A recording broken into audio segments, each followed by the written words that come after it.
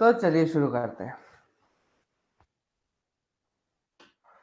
तो माइनिंग ज्ञान में आप सभी का स्वागत है। आज का पहला क्वेश्चन है, scamp relates to.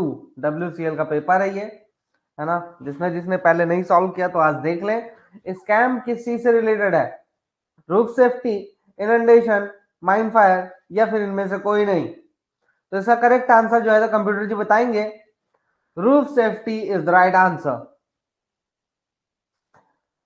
Roof safety से रिलेटेड है scheme, strata control and monitoring plan.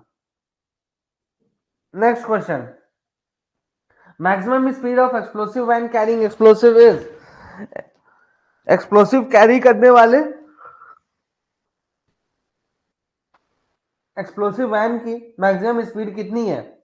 20 kilometre per hour, 25 kilometre per hour, 30 kilometre per hour या फिर 40 किलोमीटर पर आवर? तो इसकी मैक्सिमम स्पीड कितनी है?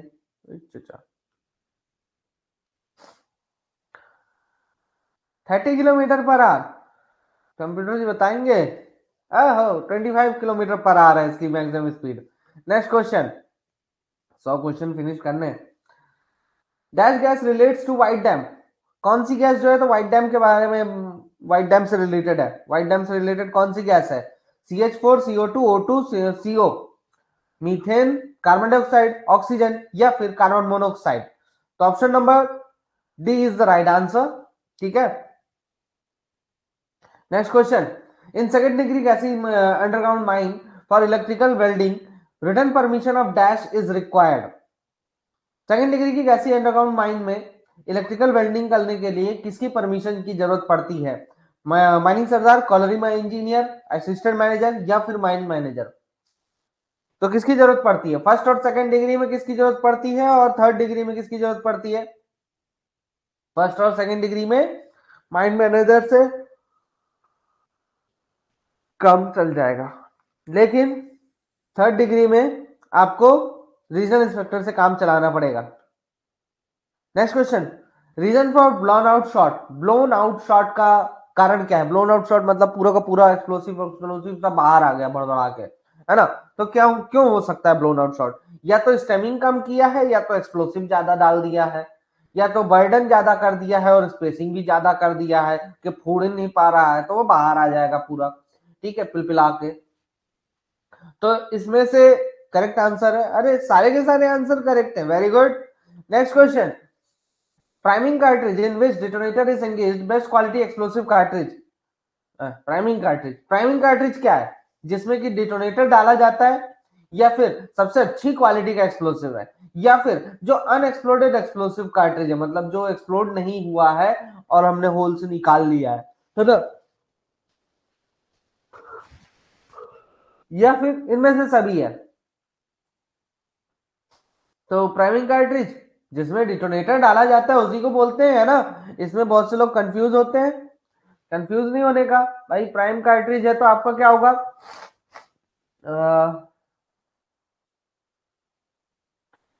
अकड़ बकड़ बम्बे हो। प्राइम कार्ट्रिज है तो क्या होगा? बूस्टर बोलते हैं इसको। ठीक है, इसको बूस्टर भी बोलते हैं, इसको प्राइम चार्ज भी बोलते हैं।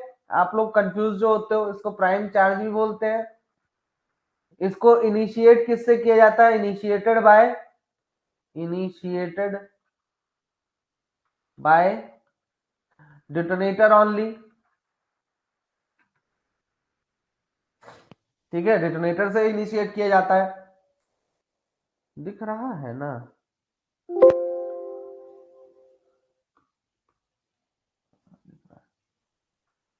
डिटोनेटर सेंसिटिव भी बोलते हैं, है ना। कैप सेंसिटिव भी बोलते हैं इसको।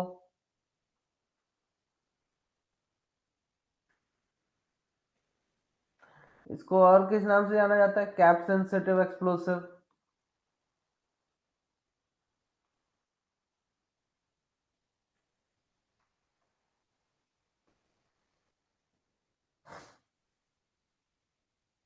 और डिटोनेटर सेंसिटिव।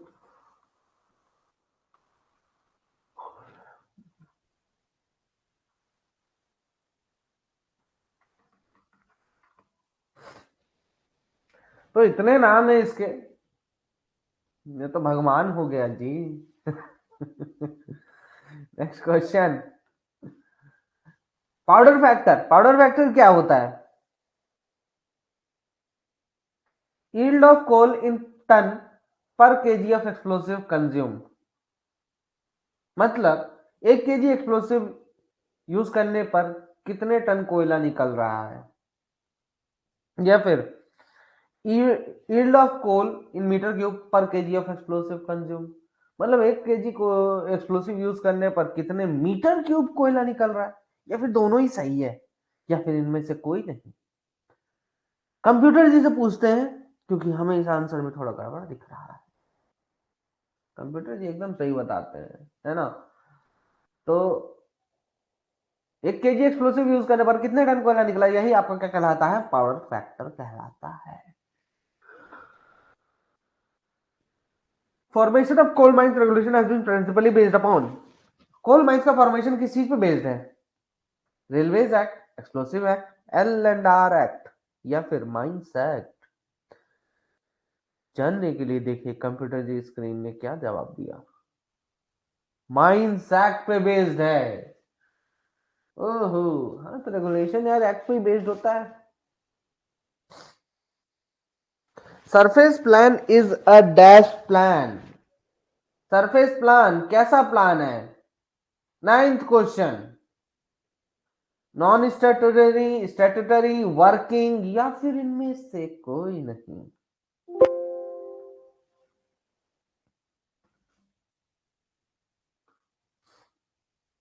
स्टैट्यूटरी। ओहो, चलो कंप्यूटर बताएगा। अरे वाह, मैच तो करता है आंसर। चलो, statutory is the right answer. Safety management plan is applicable only for dash mining. Safety management plan किस माइनिंग के लिए बस एप्लीकेबल है? ओपन कास्ट, अंडरग्राउंड, या फिर दोनों के लिए, या फिर इनमें से कोई नहीं? हमने तो सिर्फ अंडरग्राउंड सुना है ना। अंडरग्राउंड बस का होता है ना सेफ्टी मैनेजमेंट प्लान। दोनों के लिए होता है। अरे, कंप्यूटर बताएगा सही जवाब। मेरे हिसाब से तो अंडरग्राउंड के लिए होता है।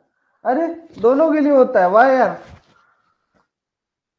मुझे भी पता चला आज। चलो फिर देखते हैं आगे।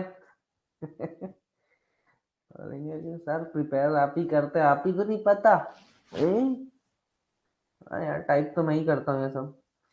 Notice to be given to the dash in case of failure of dump slope in open cast workings. ये वाला क्वेश्चन, नोटिस मतलब कि अगर dump slope open cast workings में अगर डंप का स्लोप फेल होता है, तो उस केस में हम किसे नोटिस देंगे? चीफ इंस्पेक्टर, रीजनल इंस्पेक्टर, या फिर दोनों को, या फिर इनमें से कोई नहीं? मेरे हिसाब से दोनों को होना चाहिए ना। जी,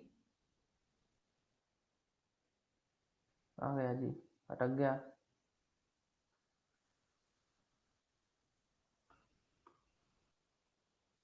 सी है।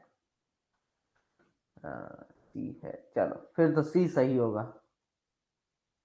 तो यहाँ पे हमें दोनों को नोटिस देना पड़ता है, चीफ इंस्पेक्टर को भी और रीजनल इंस्पेक्टर को भी, है ना। तो यहाँ पे आपको दोनों को नोटिस देना पड़ेगा। और मतलब एक केस ये हो जाता है कि यार एक्सीडेंट हुआ है तो इन्फॉर्म करना पड़ेगा। ठीक है, एक्सीडेंट, इसको डंप स्लोप को, स्लोप फेलियर को, मतलब लोग बाग इतना ज्यादा वैसे ले रहे हैं कि स्लोप फेलियर हो गया, है ना। स्लोप फेलियर हो गया तो हम किसको करें? तो एक तो देखिए केस ये बनता है कि आपको क्या बोला गया है कि इंस्पेक्टर को बताएंगे। ठीक है, इंस्पेक्टर को बताएंगे, यही है ना। एक्सीडेंट के केस में इंस्पेक्टर को बताते हैं। क्या बोला है? एक्सीडेंट होता है माइंस में तो इमीडिएटली आप इंस्पेक्टर को इन्फॉर्म करिए। इतनी सी बात बोल के रखा है ना, एक्सीडेंट होता है माइंस में तो इंस्पेक्टर को इन्फॉर्म करिए, या फिर चीफ इंस्पेक्टर को इन्फॉर्म करिए, या फिर चीफ इंस्पेक्टर को इन्फॉर्म करिए। क्या और कुछ बोलता है? चलो एक बार मैं भी देख लूं, पता चला इसे दे दिया। ये देखिए आपका कहाँ गया, नोटिसेस, नोटिसेस। हाँ ये रहा, रिटर्न्स एंड नोटिसेस। इसमें दिया है इन केस ऑफ एन एक्सीडेंट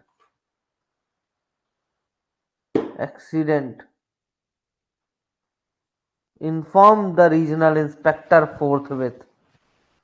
कोई भी एक्सीडेंट होने पर ओनर, एजेंट और मैनेजर की जिम्मेदारी है कि रीजनल इंस्पेक्टर को जितना जल्दी हो सके उतना जल्दी इन्फॉर्म करें।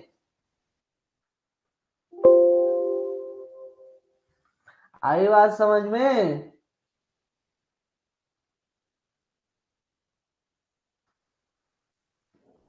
तो सबसे पहला तो इन्फॉर्म किसको भेजा जाएगा, इन्फॉर्मेशन नोटिस किसको भेजा जाता है, रीजनल इंस्पेक्टर को, है ना। फिर उसके बाद डिस्ट्रिक्ट मजिस्ट्रेट, रीजनल इंस्पेक्टर और चीफ इंस्पेक्टर को 24 घंटे के भीतर हम क्या करते हैं, नोटिस भेज देते हैं फॉर्म पूरे में। ठीक है, तो भेजा तो एक तरीके से सभी को जाता है, बट सबसे पहला जो होता है बंदा, जो डम फेलियर होगा या फिर कुछ भी होगा, तो जो सबसे पहला बंदा होगा उसको सबसे पहला इंफॉर्मेशन भेजा जाएगा।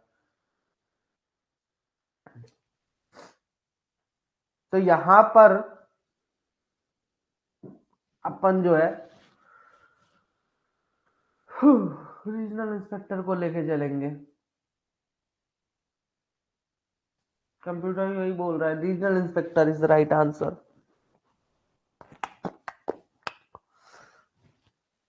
Next question, duties and responsibilities of supplier, manufacturer and designer has been included in the dash।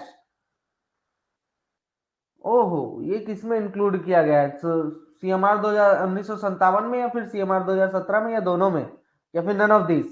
तो इसका करेक्ट आंसर होगा सीएमआर 2017 में सप्लायर, मैन्युफैक्चरर और डिजाइनर की जो है तो ड्यूटीज एंड रिस्पॉन्सिबिलिटीज को ऐड कर लिया गया है।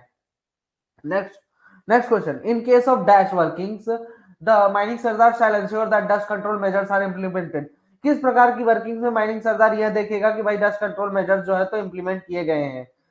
ओपन कास्ट, अंडरग्राउंड या फिर दोनों में या फिर इनमें से कोई नहीं? तो इसका करेक्ट आंसर होगा दोनों में। ठीक है, ओपन कास्ट में भी देखता है माइनिंग सरदार और अंडरग्राउंड में भी डस्ट कंट्रोल मेजर्स को देखता है ना। ये नहीं कि सिर्फ ओपन कास्ट में देखेगा या अंडरग्राउंड बस में देखेगा।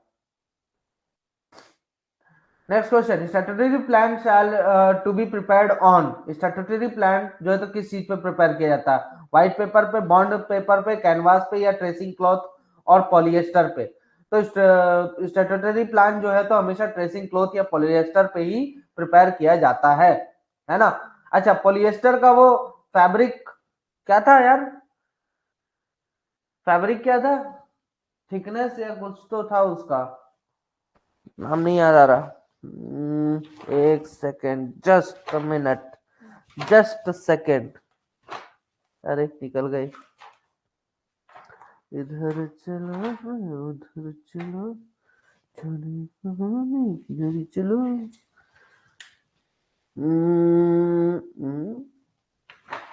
यार नहीं है, पता नहीं, ये तो लिखा था मैंने।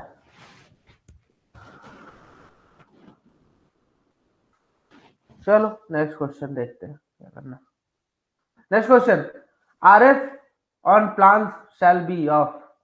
प्लान्स में जो आरएफ होता है वो कितने का होना चाहिए?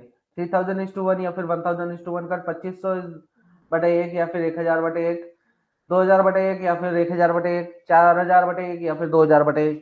ठीक है, तो इसमें आरएफ कितना होना चाहिए? कोई भी प्लान का जो आरएफ होता है वो कितना होना चाहिए, रिप्रेजेंटेटिव फैक्टर?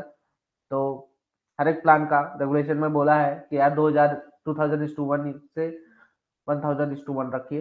ठीक है, next question, dash shows every stone dust barrier. किस चीज में ये सारे के सारे स्टोनडस्ट बैरियर जो है तो दिखाए जाते हैं? Water danger plan, surface plan या वेंटिलेशन प्लान? किसमें? या फिर इनमें से कोई नहीं? या फिर इनमें से कोई नहीं? तो करेक्ट आंसर है वेंटिलेशन प्लान में सारे के सारे स्टोनडस्ट बैरियर्स आपको दिखाए जाते हैं। Next question, water danger plan क्या शो करता है? जियोलॉजिकल डिस्टर्बेंसेस, रिवर, पॉन्ड या फिर ये सभी चीजें शो करता है? तो वाटर डेंजर प्लान सारी चीजें शो करता है, all of these. Next question, HFL as per coal mines regulation 2017 stands for. HFL किस चीज को मतलब रिप्रेजेंट करता है कोल माइंस 2017 में? Heaving floor level, high fire location, highest flood level, huge fire localities. तो HFL किस चीज को रिप्रेजेंट करता है? हाईएस्ट फ्लड लेवल को रिप्रेजेंट करता है CMR 2017 के अनुसार। Next question, dash rope shall be used in case of direct haulage. Direct rope haulage के केस में कौन सा रोप यूज करना चाहिए? कट रोप यूज करना चाहिए या फिर स्प्लाइस रोप यूज करना चाहिए? दोनों यूज कर सकते हो या फिर इनमें से कोई नहीं। डायरेक्ट रोप होलेज के केस में कौन सा रोप यूज कर सकते हो? कौन सा? इनमें से कोई नहीं। स्प्लाइस रोप का यूज नहीं कर सकते। हाँ, क्या पता कहीं से टूट जाए तो। Full code is a safety device relating to dash. Full code जो है तो सेफ्टी डिवाइस है जो कि काहे में मिलता है? डम फेलियर में, या फिर रूफ कोलैप्स के लिए यूज होता है, या फिर बेल्ट कन्वेयर में यूज होता है, या फिर इनमें से कोई नहीं। तो इसका करेक्ट आंसर है operation of belt conveyor.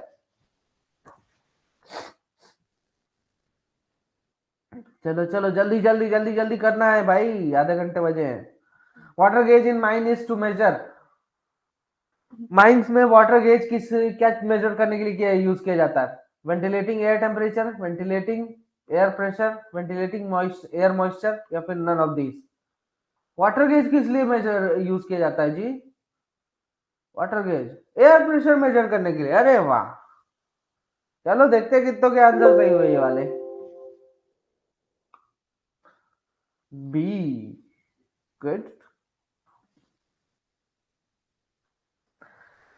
19 minute में इतना कवर हुआ, ठीक है। 100 क्वेश्चन है यार आज। Splits in CMR 2017 relates to. CMR 2017 में स्प्लिट की जो बात किया वो किस चीज से रिलेटेड है?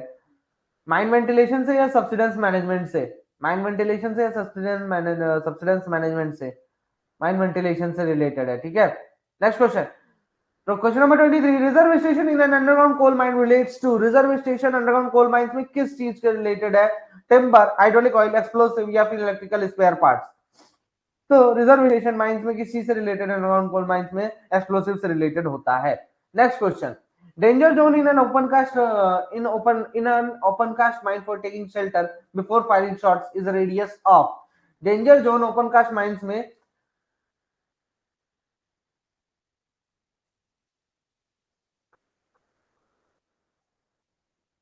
शेल्टर लेने के लिए शॉर्ट्स फायर करने के पहले कितने? अरे यार, डेंजर जोन का रेडियस बोल रहा है यार। 500 मीटर, ठीक है। ओपन कास्ट माइंस में डेंजर जोन 500 मीटर का है। CMM स्टैंड फॉर, CMM का मतलब क्या होता है? कोल माइन मैनेजर, और क्या? कोल माइन मैनेजमेंट, ये भी हो सकता है। कोल माइन मशीन, हाँ ये भी अच्छा है। कोल माइन मीथेन, चलो कंप्यूटर क्या बताता है? कोल माइन मीथेन, ये ज्यादा होशियार है लगता है। FLP stand for, FLP fire level postings, fire linked post places, fireless places, या फिर fire proof enclosure. Fire proof, अरे नहीं जी, इल्ले फ्लेम प्रूफ इनक्लोजर, मिस्टेक हो जाती। D, very good. Computer ji answer बताएं। फ्लेम प्रूफ इनक्लोजर में is the right answer. Accident due to blasting generally occurs during. Blasting के कारण एक्सीडेंट जो है तो कब कब होता है यार? ज्वाइनिंग फेसेस में, joining of faces, fly rock during blasting, या फिर ड्रिलिंग इनटू मिसफायर, मिसफायर में ड्रिलिंग करने पर। मतलब दो फेसेस ज्वाइन कर रहे हैं तब होता है, या फिर फ्लाई रॉक ड्यूरिंग ब्लास्टिंग, मतलब कि ब्लास्टिंग के समय जो फ्लाई रॉक उड़ते हैं, है ना, उड़ता पत्थर सुपरमैन जो बन जाता है, या फिर ड्रिलिंग इनटू मिसफायर जी, मिसफायर में ड्रिलिंग करने से होता है। तो कंप्यूटर करेक्ट आंसर, सारे के सारे सभी से एक्सीडेंट हो सकता है ना। चलो next question, PDS in mining stand for. PDS क्या होता है यार? ये तो क्या है? Performance of dust sampling, projected dust dusting system, personal dust sampler, या फिर इनमें से सभी। मेरे हिसाब से तो इनमें से सारी की सारी अच्छी लग रही है, लेकिन personal dust sampler is the right answer. Next question, dog catch relates to, dog catch किससे रिलेटेड है? इसका तो आंसर गलत ही दिया है। डॉग कैच डॉगनेल है कॉलेज में, नन ऑफ दीज। ठीक है, डॉगनेल यूज होता है, डॉग कैच नहीं यूज होता। डॉग कैच तो बाइंडिंग का है। बाइंडिंग दिया नहीं दिया, नहीं दिया। तो next question, appointment of ventilation officer depends upon, ventilation officer का अपॉइंटमेंट किस चीज पे डिपेंड करता है? कोल प्रोडक्शन या फिर डिग्री ऑफ गैसीनेस पे डिपेंड करता है, या फिर दोनों पे डिपेंड करता है? इनमें से कोई पे भी डिपेंड नहीं करता। तो करेक्ट आंसर है दोनों पे डिपेंड करता है, कोल प्रोडक्शन पे भी और डिग्री ऑफ गैसीनेस पे भी। अच्छा चलो, अब आ ही गया है जवाब, सवाल जवाब। तो ये भी बता दीजिए कि वेंटिलेशन ऑफिसर को अपॉइंटमेंट कहा गया जी? हाँ, वेंटिलेशन ऑफिसर को कितने, अगर कोल प्रोडक्शन भी डिपेंड करता है, अगर कोल प्रोडक्शन पे डिपेंड करता है तो कितना प्रोडक्शन चाहिए होता है वेंटिलेशन ऑफिसर को अपॉइंट करने के लिए? तो डिग्री वन में 5,000 टन, डिग्री वन में 5,000 टन या उससे ज्यादा अगर प्रोडक्शन है, 5,000 टन से ज्यादा प्रोडक्शन है, तो उस केस में आपको वेंटिलेशन ऑफिसर अपॉइंट करना पड़ेगा। या फिर डिग्री टू और डिग्री थ्री में आपका जो कोयले का प्रोडक्शन है 2,500 टन से अधिक है, तो उस केस में आपको वेंटिलेशन ऑफिसर अपॉइंट करना पड़ेगा। ठीक है, ये ध्यान में रखना, ये मिनिमम है भाई, इसके ऊपर प्रोडक्शन जा रहा है तो फिर तो और।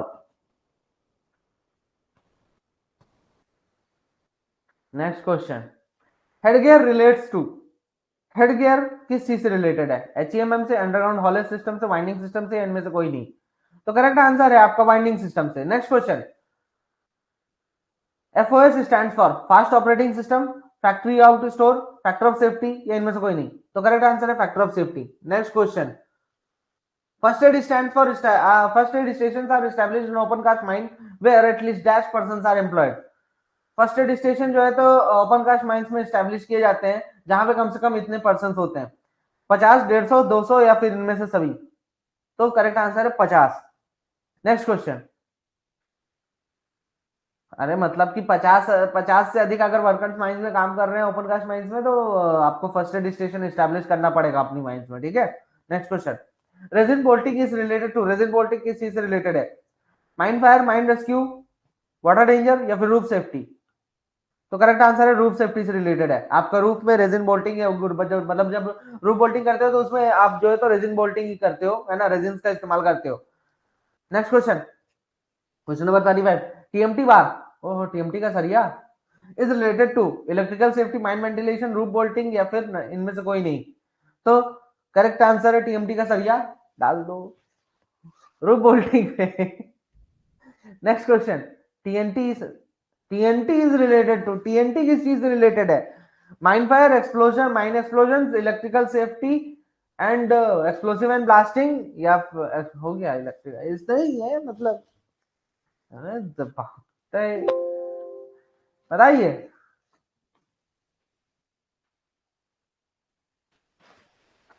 हाँ, तो करेक्ट आंसर है आपका, कंप्यूटर बताओ भाई, एक्सप्लोसिव एंड ब्लास्टिंग। बाप रे, टीएनटी। अरे आजकल वो जो एक गेम आता है ना, कौन सा, माइनक्राफ्ट, उसमें उसमें उसमें टीएनटी का यूज होता है। अच्छा, टीएनटी का फुल फॉर्म ट्राई नाइट्रो टैलोइंग, जिसको ना पता हो लिख ले। नेक्स्ट क्वेश्चन,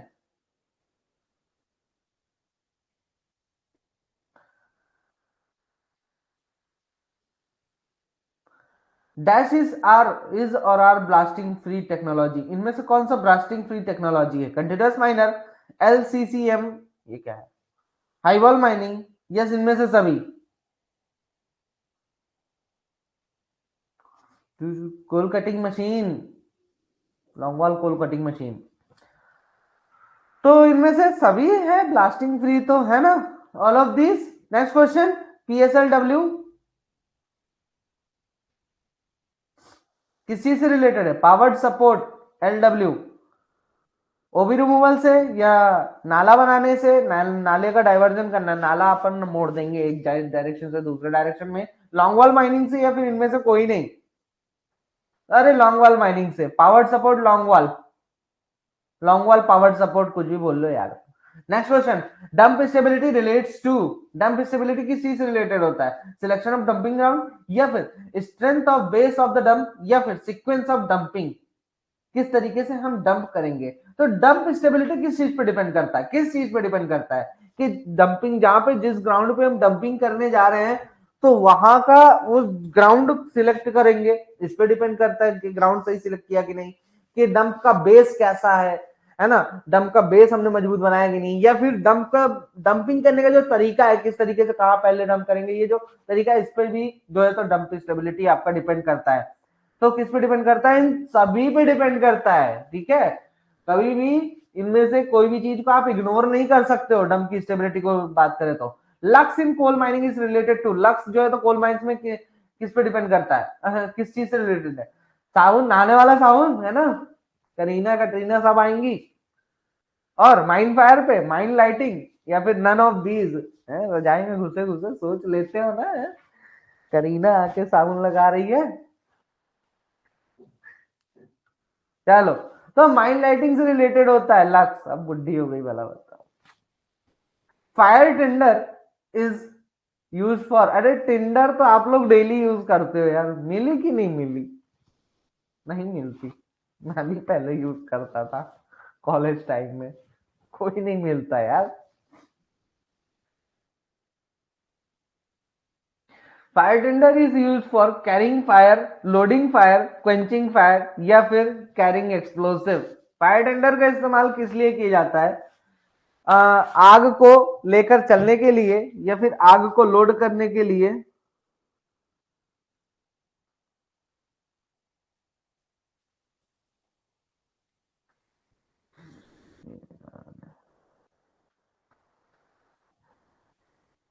अरे कहाँ था यार, एक तो ये मैसेज आ जाते हैं जो,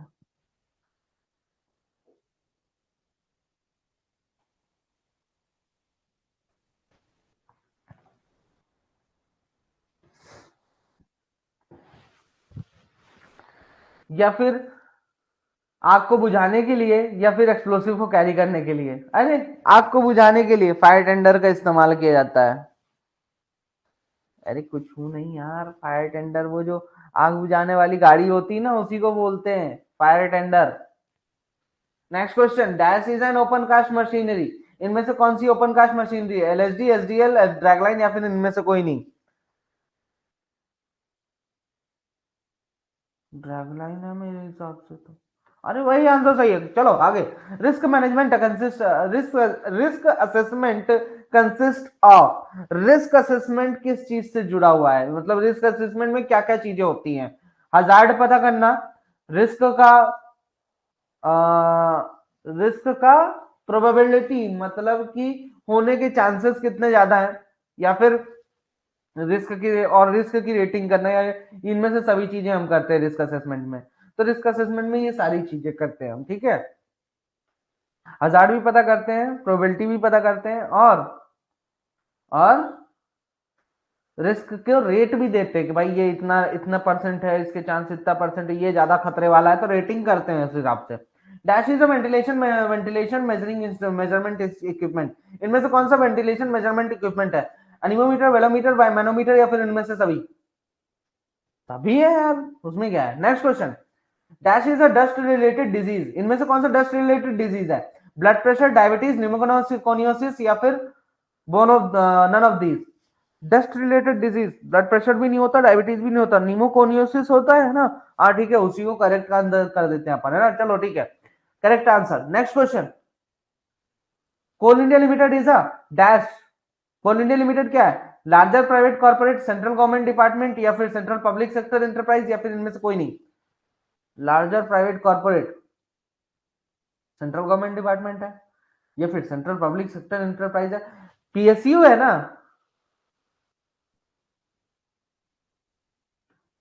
हाँ पीएसयू है। चलो, public sector union, central public sector enterprise है, ठीक है, डिपार्टमेंट नहीं है ये। डिपार्टमेंट तो डीजीएमएस है, सेंट्रल गवर्नमेंट की डिपार्टमेंट डीजीएमएस है, ठीक है, वो एक डिपार्टमेंट है।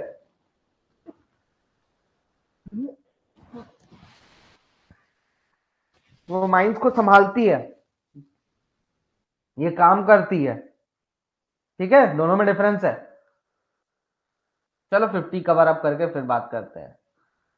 50 पूरा होना चाहिए। Next question, reason for fly rock in open cast mines is are, mines open cast mines में फ्लाई रॉक का कारण क्या होता है, क्या होता है? इम्प्रॉपर चार्जिंग, मतलब चार्जिंग सही तरीके से नहीं किया, या फिर स्पेसिंग और बर्डन सही तरीके से नहीं किया, स्टेमिंग सही तरीके से नहीं किया। अरे इनमें से सभी होते हैं यार, सभी के कारण होता है फ्लाई रॉक, तो फ्लाई रॉक तो होना ही है। Form U relates to, form U किस चीज से रिलेटेड है? माइनिंग सरदार की रिपोर्ट से, ओवरमैन की रिपोर्ट से, वर्कमैन इंस्पेक्टर की रिपोर्ट से, इनमें से किसी की भी नहीं। वो वर्कमैन इंस्पेक्टर, ये तो बता ही चुका हूं मैं। चलो next question, SCSR is a dash equipment, SCSR इनमें से कौन सा इक्विपमेंट है? रूफ सेफ्टी का, वाइंडिंग का, रेस्क्यू वर्क का, या इनमें से कोई नहीं? सेल्फ कंटेन्ड सेल्फ रेस्क्यूअर, तो रेस्क्यू वर्क से रिलेटेड है, ठीक है। Next question, blasting gallery is a dash mining, thick thin seam mining, thick seam mining, या फिर ओपन कास्ट माइनिंग, या इनमें से कोई नहीं? तो थिन सीम में ब्लास्टिंग गैलरी कर नहीं सकते, थिक सीम में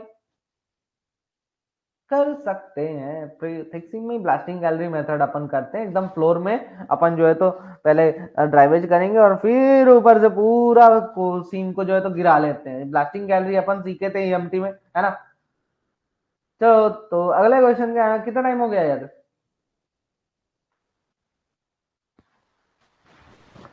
32 minutes.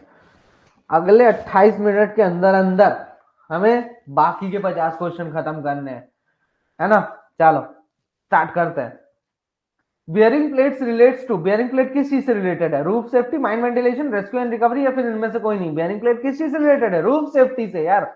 Next question, equivalent orifice relates to, equivalent orifice किस चीज से रिलेटेड है? ये क्या होता है? रूफ सेफ्टी से, माइन वेंटिलेशन से, डस्ट ट्रीटमेंट से, या फिर आपका इनमें से कोई नहीं? अब देखो यहाँ पे होता है confusion.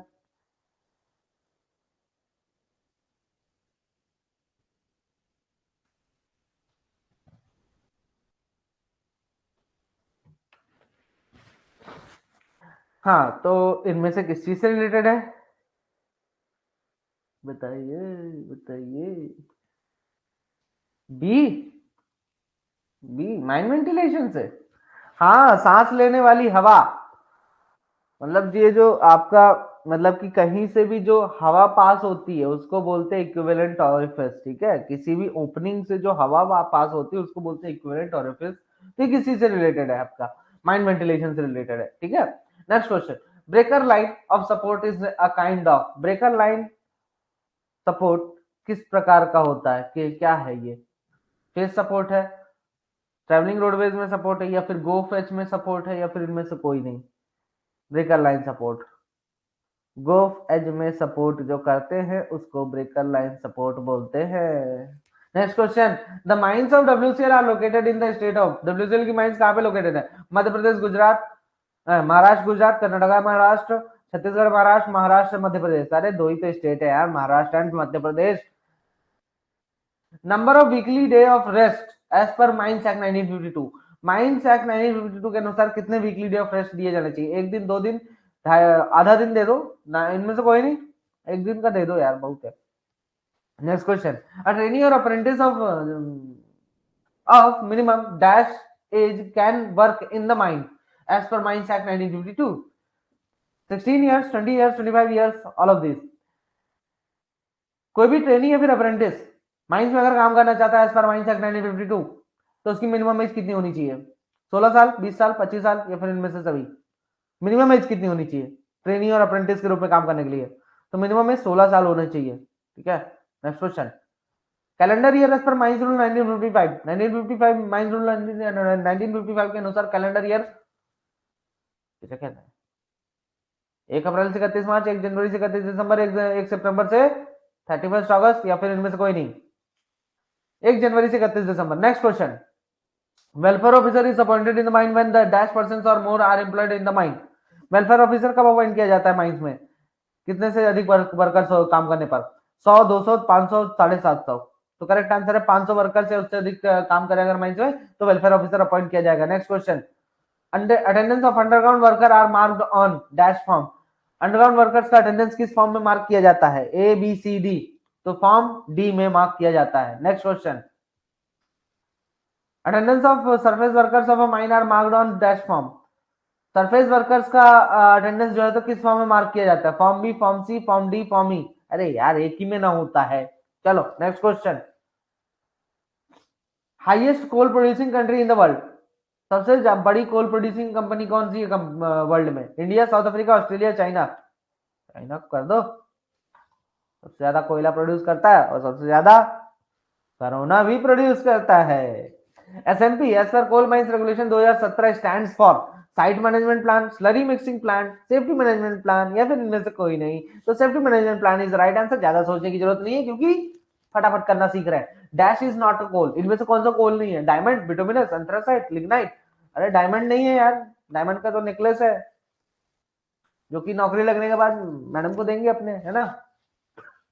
Fresh air base relates to, fresh air base किस चीज से रिलेटेड है? Air quality monitoring in mining areas या फिर फ्रेश एयर बेस, इसको आराम से पढ़ते हैं। फ्रेश एयर बेस किस चीज से रिलेटेड है?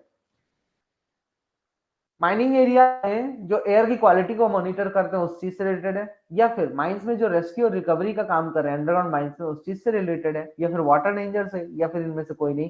तो माइंस में जो रेस्क्यू और रिकवरी का काम करते हैं उससे रिलेटेड होता है, ठीक है, फ्रेश एयर बेस।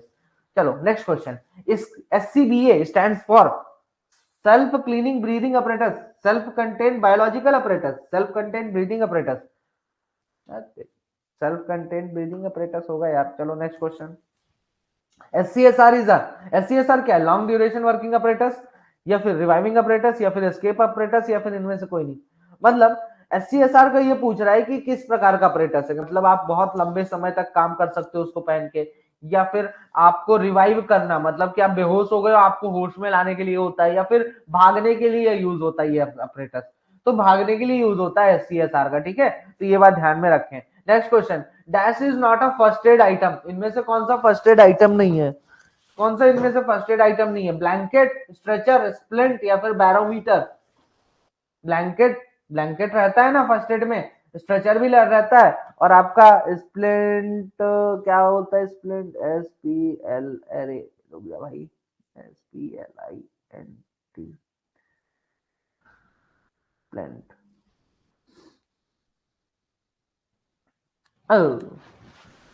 स्प्लिंट बोले तो जो हाथ उथ फ्रैक्चर हो जाता है तो उसको मतलब अच्छे से वो सीधा रखने के लिए जो यूज होता है ना, हाथ उथ फ्रैक्चर हो जाता है उस केस में तुरंत ही जो प्रोवाइड किया जाता है, जो नहीं दस्ताना टाइप से पट्टा टाइप से पहन लेते हैं, वो स्प्लिंट है, ठीक है। तो स्प्लिंट होता है। बैरोमीटर होता है? बैरोमीटर होता है फर्स्ट एड आइटम में? नहीं होता है यार ये। चलो आगे next question, dash is a air measuring measuring instrument, bobbin meter, anemometer, rain gauge, या फिर फोन चार्ज। है तेरी की। हाँ, तो इनमें से एनीमोमीटर जो है तो एयर मेजरिंग इंस्ट्रूमेंट है, ठीक है। Next question, dash is not related to open cast mining, इनमें से कौन सा ओपन कास्ट माइनिंग से रिलेटेड नहीं है? एडिट, इंक्लाइन शाफ्ट, या फिर सभी? सभी रिलेटेड नहीं है। Next question, slicing relates to dash operation, depillaring, development, drifting, या फिर नन ऑफ दिस। स्प्लिटिंग या स्लाइसिंग मेथड डिप्लरिंग में यूज होता है, ठीक है, तो depillaring is the right answer. Next question, इनमें से कौन सा अंडरग्राउंड माइनिंग टेक्नोलॉजी नहीं है? Long wall mining, short wall mining, continuous miner helper, continuous miner depillaring, या फिर mining with dragline. Underground mining technology इनमें से कौन सा नहीं है? अरे ड्रैगलाइन वाला यार।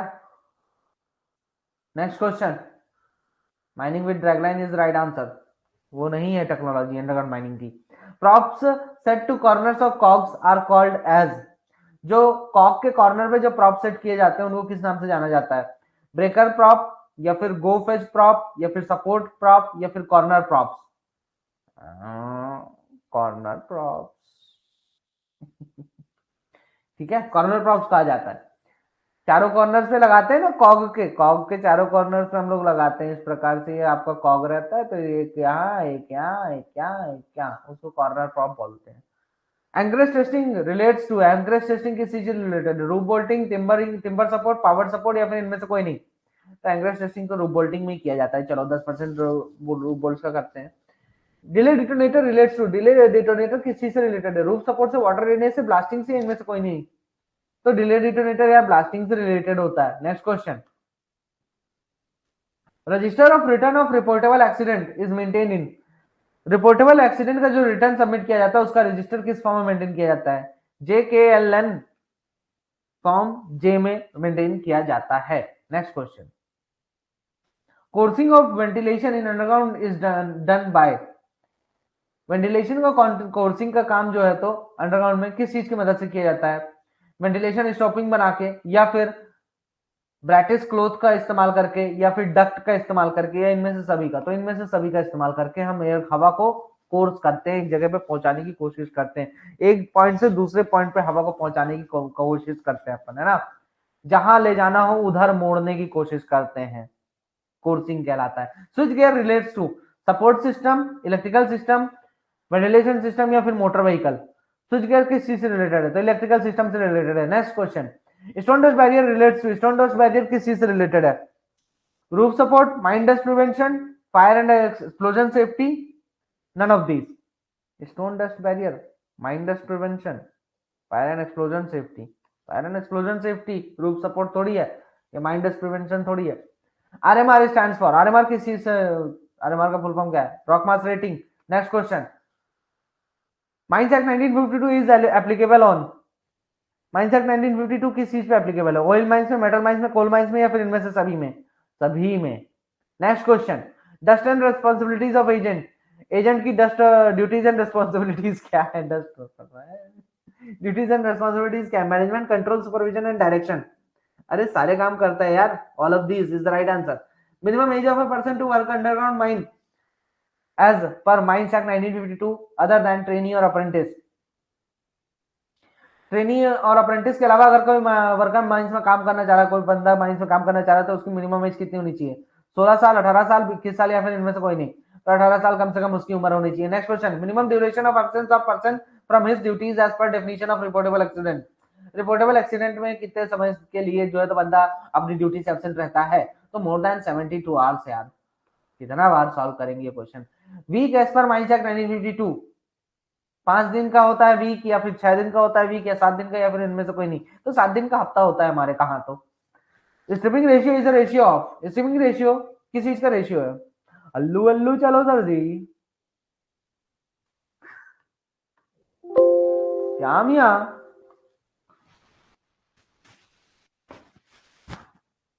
अल्लू अल्लू चले, अरे अभी तो यार 10 मिनट हुआ।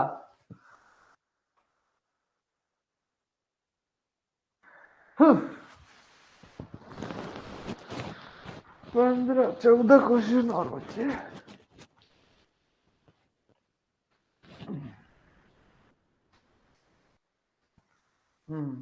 चलो चलते हैं, अल्लू अल्लू चलते हैं अब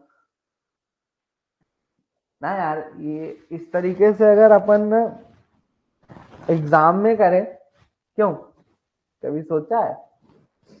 अगर आप लोग जब एग्जाम देते हो तो इतना तेजी से ही अगर सॉल्व करो तो 2 घंटे की जगह तो पेपर तो 1 घंटे में हो जाएगा।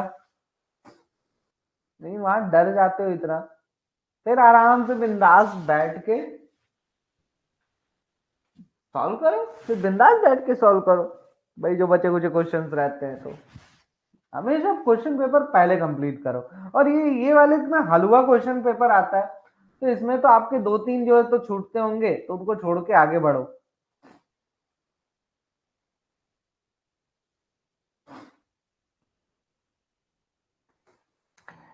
मीना मीना माइना मो, stripping ratio is the ratio of, stripping ratio किस चीज का रेशियो है? 1 cubic metre coal, 1 cubic metre of coal is to OB in cubic metre, 1 cubic meter of coal is to OB in tons, 1 ton of coal in is to OB in cubic meters, या फिर 1 ton of coal is to OB in ton। यार समझाना पड़ेगा, स्टिपिंग ratio का मतलब क्या होता है? मतलब 1 क्यूबिक मीटर कोल पे कितने क्यूबिक मीटर आपने ओबी हटाया, 1 क्यूबिक मीटर कोयले पे कितने टन ओबी आपने हटाया, या फिर 1 टन कोयले के लिए आपने कितने क्यूबिक मीटर ओबी निकाला, या फिर 1 टन कोयले के लिए आपने टन में कितने टन ओबी निकाला। तो इनमें से कौन सा स्ट्रिपिंग रेशियो, तो करेक्ट आंसर है आपका 1 टन कोयले के लिए कितने क्यूबिक मीटर आपने ओबी रिमूव किया है। ठीक है, हमेशा ओवरबर्डन क्यूबिक मीटर में मेजर करते हैं, और जो हमारा मिनरल होता है या फिर कुछ भी चीज होती है और होता है उसको हमेशा हम टन्स में मेजर करते हैं। आईएमई स्टैंड फॉर, आईएमई किस चीज के लिए, international medical emporium, international mining emporium, initial medical examination, या फिर नन ऑफ दिस। तो initial medical examination is the right answer. Next question, to whom the owner agent और manager shall give notice for opening a mine. Owner agent और manager जो है तो mines खोलने के लिए किसको नोटिस देंगे, डिस्ट्रिक्ट मजिस्ट्रेट को, इंडियन ब्यूरो ऑफ माइंस को, चीफ इंस्पेक्टर ऑफ माइंस को, या फिर इनमें से सभी को। सभी को दे देंगे। ठीक है, इनमें से सभी को दिया जाएगा। माइनिंग ऑपरेशन स्टार्ट करने के कितने दिन पहले जो है तो ओनर एजेंट और मैनेजर जो है तो कॉम्पिटेंट अथॉरिटी को नोटिस भेजेंगे, 30 दिन पहले, 15 दिन पहले, 7 दिन पहले, या इनमें से कोई नहीं, कितने दिन पहले नोटिस भेजेंगे, तो 30 डेज पहले। गलत है ना ये आंसर, गलत है, नन ऑफ दीज होगा, नन ऑफ दीज होगा, ये गलत है। 30 डेज जनरली सब लोग बोलते हो तो इसलिए टिक कर दिया हूं, बाकी नन ऑफ दीज होगा, है ना। 1 मंथ इज करेक्ट। ये देखो, 1 मंथ पहले, हाँ कैलेंडर का 1 मंथ पहले। कंफ्यूजन हुआ था ना लास्ट टाइम, सेक्शन 16 में दिया है बकायदा 1 महीने, और किसी ने कहा था सीएमआर में लिखा है, सीएमआर में नहीं लिखा है। सीएमआर में सीधे सीधे ये लिखा है सेक्शन 16 को रेफर करिए, लिखा है ना सीएमआर में, ये ओरिजिनल सीएमआर में, एलसी कागू की नहीं बोल रहा हूं मैं, ओरिजिनल जो सीएमआर है जो कि गवर्नमेंट द्वारा दिया गया उसमें सीधे सीधे यही लिखा है, सेक्शन 16 को कंसिडर करें। तो सेक्शन 16 में तो यही दिया है 1 महीना। तो हाँ, आंसर तो नन ऑफ दीज होना चाहिए।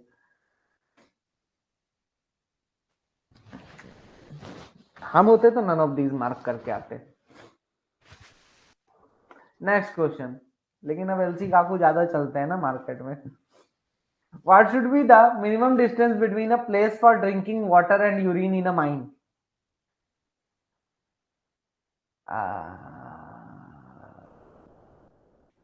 ड्रिंकिंग वाटर और सुसु करने की जगह जगह के बीच में कितने मीटर का डिस्टेंस होना चाहिए, 15 मीटर, 10 मीटर, 6 मीटर, या फिर नन ऑफ दिस।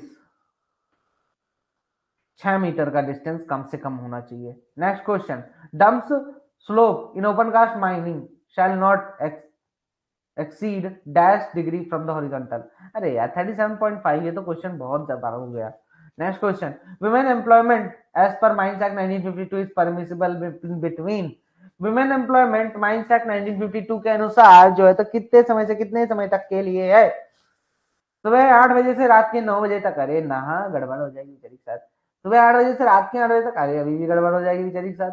सुबह 5 बजे से 9 बजे तक, अरे अब तो और ज्यादा गड़बड़ हो, सुबह भी शाम भी। 6 बजे से 7 बजे तक, हाँ ये ठीक है, ये ठीक है, 6 से 7। तो 6 से 7 इज द राइट आंसर। पहले हालांकि अब विमेन एम्प्लॉयमेंट जो है आपका 24/7 हो गया है, 24 आवर्स, 24 घंटे अब विमेन्स को जो है तो काम करवा सकते हैं, अगर विमेन्स का कंसल्ट है तो, अगर विमेन परमिशन देती है तो 24 घंटे काम ले सकते हो कभी भी। FSL stand for, FSL stand for fire safety lamp, full safety lamp, flame safety lamp, या फिर इनमें से कोई नहीं। तो इनमें से कोई नहीं, इधर फ्लेम सेफ्टी लैम्प, चलो ठीक है। Next question, PME stand for, PME का फुल फॉर्म क्या है। अरे पीरियोडिकल मेडिकल एग्जामिनेशन यार, इसमें क्या बताना इतना, periodical medical examination is the right answer. Next question, dash is also called a killer gas, इनमें से किसे किलर गैस कहा जाता है? कार्बन मोनोऑक्साइड, ऑक्सीजन, नाइट्रोजन, या फिर इनमें से कोई नहीं? तो यहाँ पे किलर गैस तो कार्बन मोनोऑक्साइड ही है ना, नाइट्रोजन और ऑक्सीजन उतने हानिकारक नहीं है जितना किलर कार्बन मोनोऑक्साइड है, एकदम साइलेंट किलर टाइप है। Next question, firedamp relates to, firedamp किस चीज से रिलेटेड है? मीथेन से रिलेटेड है। Next question, duties of mining sardar, mining sardar की क्या ड्यूटीज है? इंस्पेक्शन ऑफ वर्किंग प्लेसेस है, गो फिर रिपीट हो रहे हैं क्या questions? Inspection of roadways, all of these question repeat हो रहे हैं। Goaf is a place where coal is to be taken out from, मतलब गोफ एक ऐसी जगह जहां से कोयला निकाला जाना चाहिए, या फिर कोयला निकाला जाएगा, या फिर कोयला निकाला जा चुका है, या फिर कोयला निकाला जा रहा है, या फिर इनमें से सभी सही है। तो कोयला निकाला जा चुका हैज बीन है ना। Next question, duty of mining Sardar in is defined in regulation number dash of CMR 2017। CMR 2017 के किस रेगुलेशन में माइनिंग सरदार की ड्यूटीज डिफाइन की गई है? 46, 47, 48, 49? तो 48। Minimum age of competent person as per CMR 2017, competent person की मिनिमम एज कितनी होगी सीएमआर 2017 के अनुसार? 20 साल यार। Next question, workman inspectors are appointed from discipline dash discipline, workman inspector किस डिसिप्लिन के होते हैं? माइनिंग वाले होते हैं, या इलेक्ट्रिकल वाले, या मैकेनिकल वाले, या इनमें से सभी? तो तीनों में से एक एक बंदा होता है, ठीक है, ऑल ऑफ दीज। नेक्स्ट। तो दोस्तों आज के लिए इतना ही, फिर कल देखेंगे, ठीक है, तब तक के लिए all the best and thank you so